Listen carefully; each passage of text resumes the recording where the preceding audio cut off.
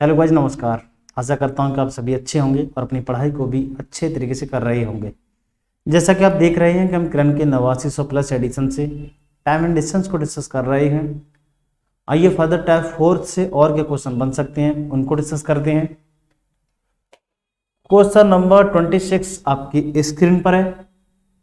दो रेलगाड़ी जिनकी लेंथ 150 मीटर और 180 मीटर है और विपरीत दिशाओं में समांतर ट्रैक पर चल रही हैं। यदि इनकी चालें 50 किलोमीटर प्रति घंटा और 58 किलोमीटर प्रति घंटा है तो एक दूसरे को पार करने में कितना समय लेंगे।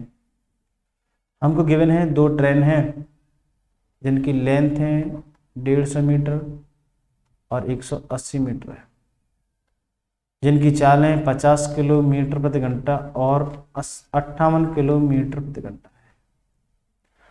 हम जनरली जानते हैं कि फॉर्मूले में 3 टर्म होते हैं, जिसमें से 2 टर्म दे रखी हैं, डिस्टेंस दे रखी है, स्पीड दे रखी है, तो आसानी से हम टाइम को फाइंड आउट कर सकते हैं।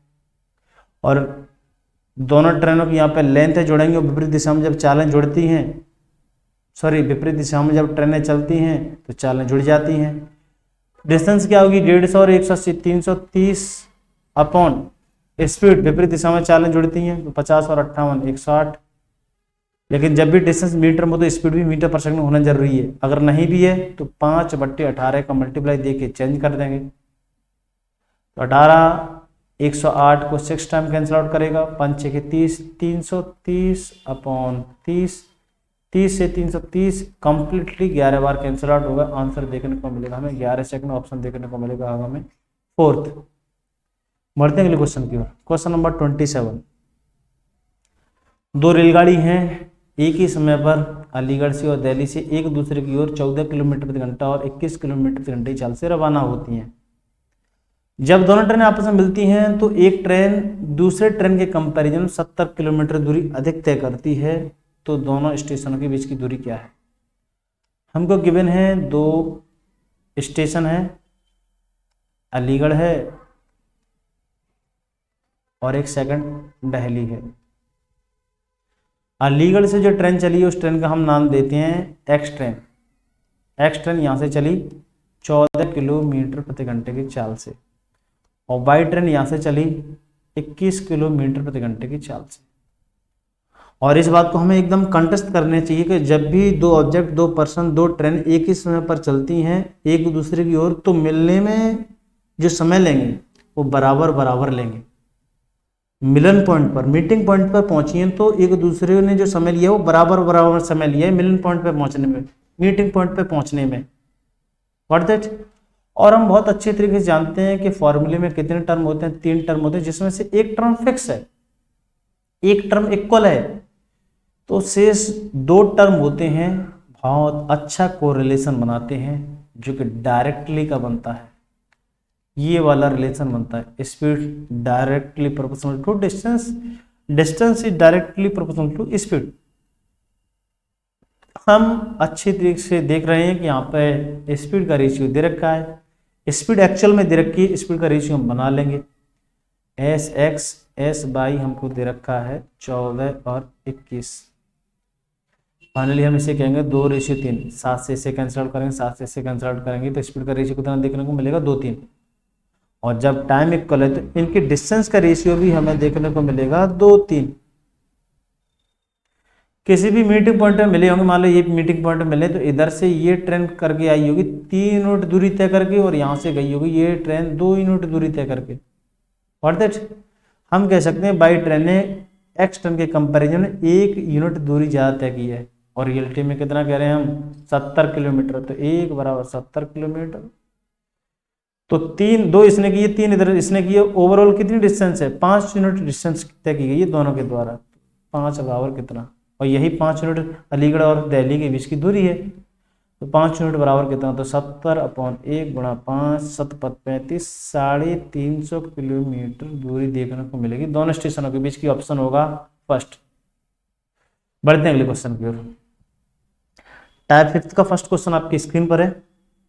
बहुत उम्दा क्वेश्चन है, बहुत अच्छा क्वेश्चन है और इसका कॉन्सेप्ट अगर आप अच्छी तरीके से समझते होंगे तो इस क्वेश्चन को आप क्षण भर में कर सकते हैं, विदिन सेकंड में कर सकते हैं। लेकिन अगर आपको इसका कॉन्सेप्ट नहीं पता होगा तो आप इस क्वेश्चन में फंस सकते हैं, परेशान हो सकते हैं। थोड़ा सा मैं ओवरव्यू देता हूँ क्वेश्चन है किस तरीके से, लेकिन फाइनली हम डायरेक्ट करेंगे, यहाँ पर ज़्यादा टाइम कंज्यूम नहीं करेंगे। क्वेश्चन क्या है कि कभी कोई स्पीड रही होगी और कभी कोई डिस्टेंस रही होगी।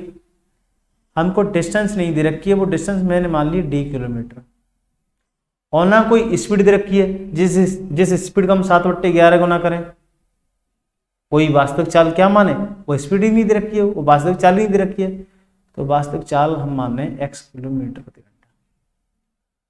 अब सेकंड टाइम में ट्रेवल किया जा रहा है, अब इस स्पीड का हम 7/11 गुना करते हैं तो कितना समय लगेगा। 7/11 गुना करते हैं तो 22 घंटे का समय लगता है। ऐसे करके बोल रहे हैं, यदि स्पीड का हम 7/11 गुना करते हैं सेकंड केस में, सेकंड टाइम पे हम जब ट्रेवल कर रहे हैं ऐसी d किलोमीटर दूरी को, तो 22 घंटे का समय लगता है।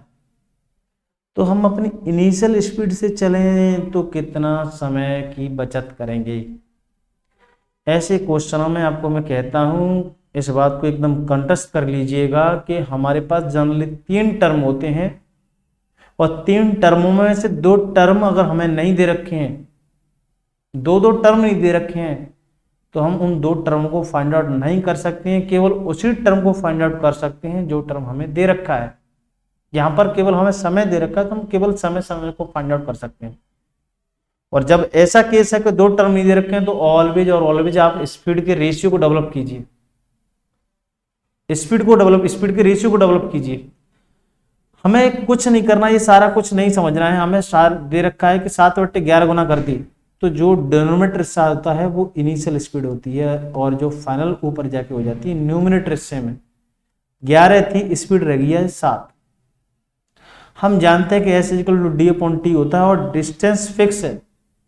इनिशियल स्पीड से जा रहे, इनिशियल स्पीड से जब गए थे तो डिस्टेंस पे गए थे, इसी डिस्टेंस पे गए थे, और फाइनल स्पीड से जा रहे हैं तो इसी डिस्टेंस पे ट्रेवल कर रहे हैं, तो डिस्टेंस फिक्स है ना।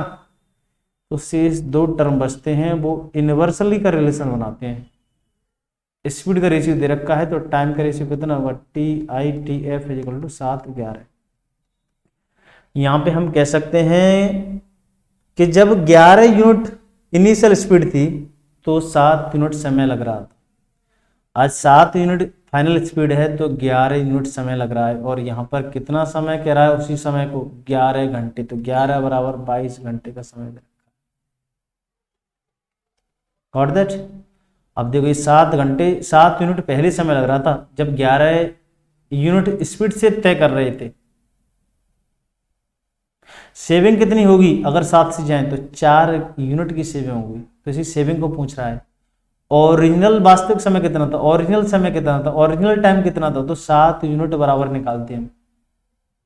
सेविंग निकालने तो इनका अंतर निकालेंगे, तो क्या करेंगे, सीधे 11 = 22 है, 11 = 22 घंटे, तो 4 जो यूनिट हम सेविंग कर रहे हैं वो रियलिटी में है कितनी है, तो 22/11 × 4, 11 दूनी 22, 4 दूनी 8 घंटे की सेविंग होगी।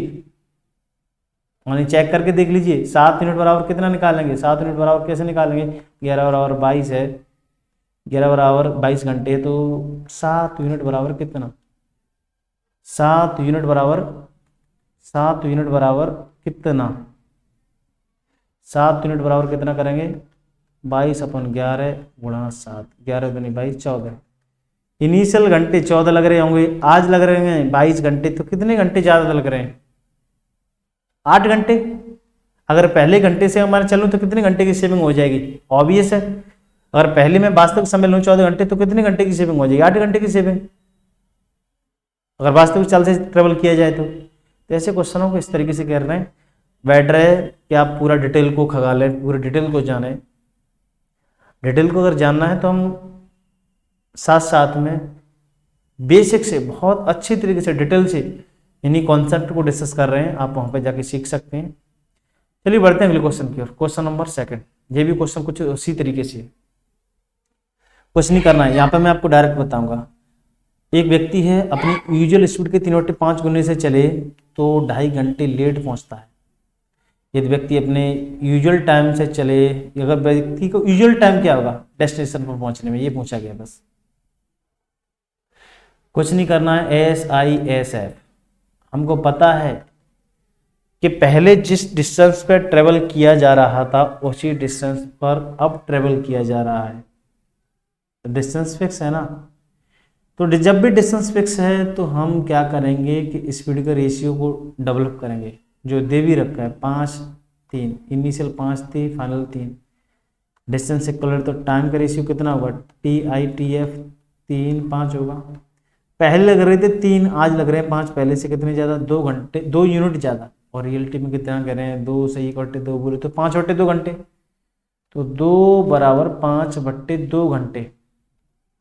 और यूजुअल टाइम पूछ रहा है, यूजुअल वास्तविक समय पूछ रहा है, तो वो कितना है, 3 यूनिट है, तो 3 यूनिट बराबर कितना, तो 5/2 जो था उसका डिवाइड, जो चाहिए उसका मल्टीप्लाई, 5 3 15, 15/4, जैसे कह सकते हैं 3 सही 3/4 घंटे। ये था यूजुअल टाइम, जिसे हम पहला होगा नहीं, दूसरा होगा नहीं, तीसरा ऑप्शन देखने को मिलेगा हमें, 3 सही 3/4 घंटे।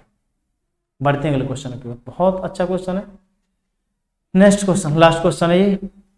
एक कार है, बिल्कुल उसी तरह क्वेश्चन, एक कार है अपने 5/7 अपनी यूजुअल स्पीड के 5/7 गुने से 42 किलोमीटर की दूरी को तय करे तो 1 घंटा 40 मिनट 48 सेकंड में पहुंचती है। तो कार की वास्तविक चाल क्या थी, what is the usual speed of the car. कुछ नहीं करना, डायरेक्ट स्पीड का रेशियो बनाना है, SI/SF = 7/5। ठीक है, डिस्टेंस इक्वल तो TI और TF का रेशियो कितना देखने को मिलेगा, 5/7। उस 42 किलोमीटर को आप सेफ रखिए, अपने साइड में रखिए, पता है वो डिस्टेंस इक्वल है। पहले केस में और सेकंड केस में डिस्टेंस इक्वल है, 42 है। कुछ नहीं कीजिएगा, आप इसी माध्यम को फॉलो कीजिएगा। पहले से कितना यूनिट ज़्यादा, 2 यूनिट ज़्यादा, ये हमें नहीं निकालना है। हमें फाइनली दे रखा है कि अब कितना समय लग रहा है,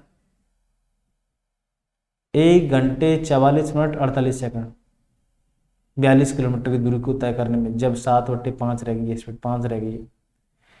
तो यहाँ पर कह रहे हम 7 यूनिट समय, और रियलिटी में इसे कितना दे रखा है, 1 घंटा 40 बोले तो 2/3 घंटे, और 48 बोले तो 48 में इसको घंटा बनाएंगे तो 60/60, 60 × 60 सॉरी 2/3, ये कितना हो जाएगा, 12 चौक 48, 12 × 60, 4 से 60, 15 15 15 75, 1/75। फाइनली इसका एलसीएम लेंगे तो 75 50 प्लस के 126/75, 126/75 आर हमें फाइनल टाइम देखने को मिलेगा। जो यूनिट में कितना दे रखा है, 7, तो 7 बराबर 126/75 है। इनिशियल स्पीड हमें पूछ रहा है, तो इनिशियल टाइम बराबर कितना, 5 यूनिट बराबर कितना, 126/75 जो था उसका डिवाइड, जो चाहिए उसका मल्टीप्लाई। 7 से इसको कैंसिल आउट करेंगे तो 7 × 7, 7/56, 5 से ये 15 बार 18/15 घंटे देखने को मिलेगा, जिसे हम कैंसिल आउट करके कह सकते हैं 3 18 थे 5 15 6/5 घंटे। अब हमें टाइम भी पता है, डिस्टेंस भी पता है, तो स्पीड को आसानी से निकाल सकते हैं। स्पीड इक्वल टू होता है distance, 42 kilometre distance upon time 6/5। 5 कहाँ पहुंचेगा ऊपर, 6 7 42 7 35, 35 किलोमीटर की स्पीड होगी इनिशियल। ऑप्शन देखने को मिलेगा हमें सेकंड। आशा करता हूं कि आपको सभी क्वेश्चन अच्छी तरीके से समझ आए होंगे। नेक्स्ट मिलते हैं अगले लेक्चर में, जब तक के लिए बाय बाय, टेक केयर, धन्यवाद।